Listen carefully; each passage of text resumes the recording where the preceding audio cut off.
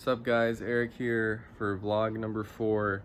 Main topic being today, folding at the small stakes at 1-2. Definitely folding is boring, but sometimes it needs to be done, as I have punted off a lot of money just stationing off calls at the lower stakes. And I just want to talk about how when someone's putting a lot of pressure on you that is passive at the lower stakes, it's a lot of the times nutted, and that you can make an exploitative fold.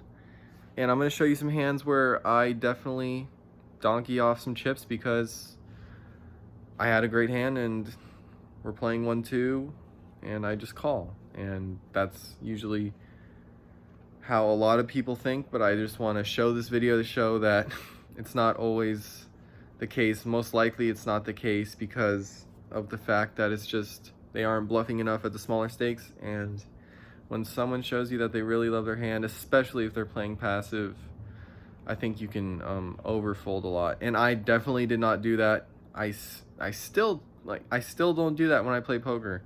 So I definitely want to show some bad hands where I didn't fold to punish myself. Just make sure that I don't make those calls in the future, and to make sure that you don't make those calls in the future, because when you see a pattern, definitely you can stop donkey station calling. Anyways, let's get right to the first hand. So here I have pocket nines in the big blind. Obviously just gonna set mine to a 3 big blind open. Pretty standard, just gonna try to hit a 9. Go 4 ways and we hit a 9 on a pretty wet board. Now, Hellcat's gonna bet 10, I'm obviously gonna raise to 30, and we get a smash raise to 150. Notice how when he raises to 150 as a 3-bet into a $200 stack, he obviously is not worried about anything. I don't even think he is doing this with pocket jacks, as he has been super tight at the table. So look at the action, $10, $30, 150 with this many people behind and not even top set.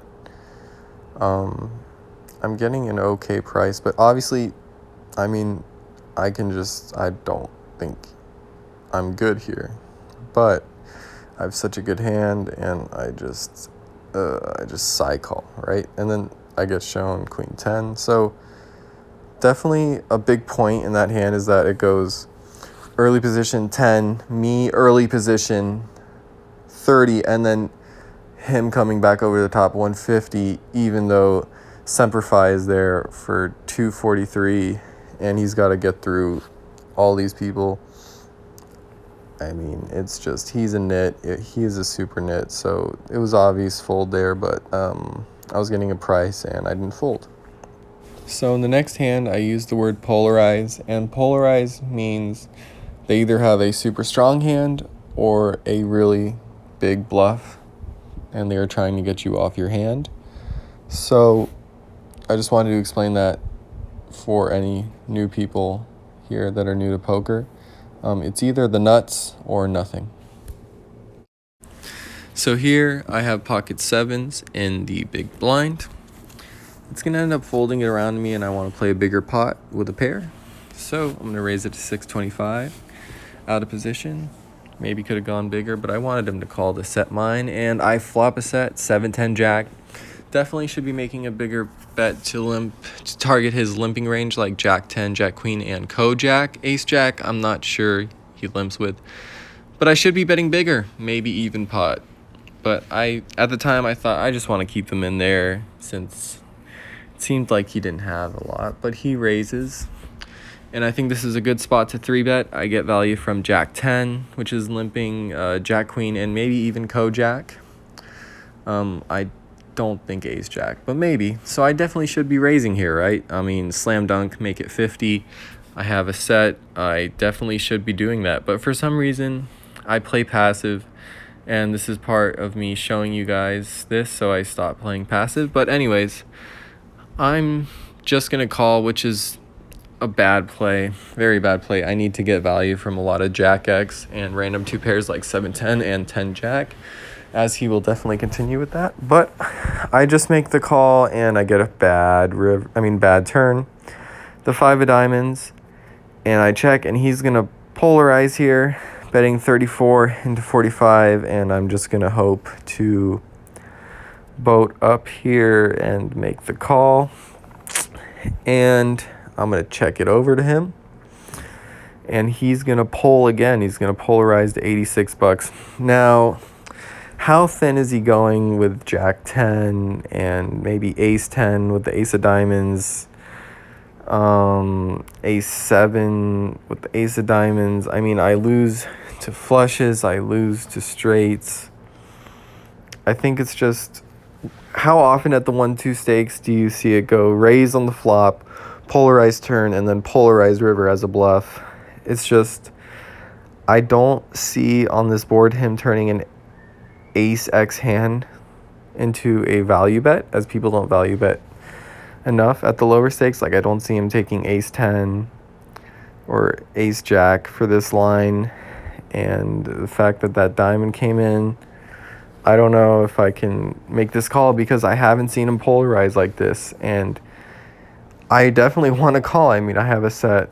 I definitely want to call, but I ended up making a fold here because of the fact that I haven't seen him gone raise flop, pull turn, and then pull on the river. So I ended up pestering him about what he had for like 30 minutes, and I offered him $5 in Venmo if he would show me what he had, and he agreed.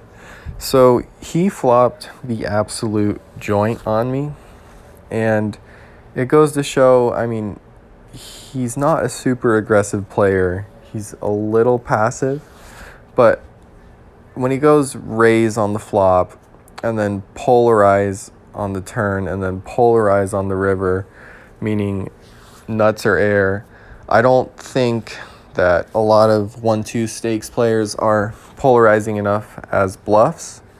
So then we can come to realize that we can overfold these spots. So I really wanted to call. I really wanted to station this one off, and I'm super happy I didn't. Definitely that 5 of diamonds saved me some money. But I just don't see those players going thin with Ace 10 and Jack 10 on that board. So here I'm in the undergun position with the King Kongs. I'm going to end up straddling, but I got the King Kongs, Cowboys, Ace Magnets, whatever you want to call them. And Never Lacking is a player that is very passive but doesn't mind calling bets. He's very passive, though. That's the main thing, passive. So he makes it $8 on the button. Definitely going to be 3-betting here, and I could make it $30. I go smaller for some reason. Don't know why, especially when I know he's going to call. He doesn't mind calling, so might as well go bigger. Anyways, go to a flop where I want to keep him in with all of his pairs, so I bet small. Again, I could just bet bigger because he's going to be happy to call anyway, so I should be betting bigger on these streets, but I end up not doing that. 10 comes off. Okay, I'm going to bet small, and I think he makes the call. So I'm going to go for some thin value here. That's the point of 1-2 no limit hold'em, is to go for thin value. And hopefully he calls. Oh shit, I bet 58 and get raised to 242. And again, this is a passive player. Emphasis on the passive. If I was winning, I would have won by now. He would have called my 58, would have gone to showdown, and I would have won. There are no bluffs here. So I've made this station call before because I have kings, and he is an active player, but in the sense of active that he is passive, calling bets, not raising. So this monster raise on a river, if you can name me one time you've seen this at a 1-2 table as a bluff from a passive player, I just don't see how I'm good here. I definitely can have better hands on this board than one pair, because that's what I have, is just one pair. So I'm going to make the fold and try to go on with the session, and definitely try to just get him another time. Obviously, this is not the time to put in all of my chips. So thanks for watching, guys. If you didn't fall asleep by now, I doubt a lot of people are going to get here to the end of the video.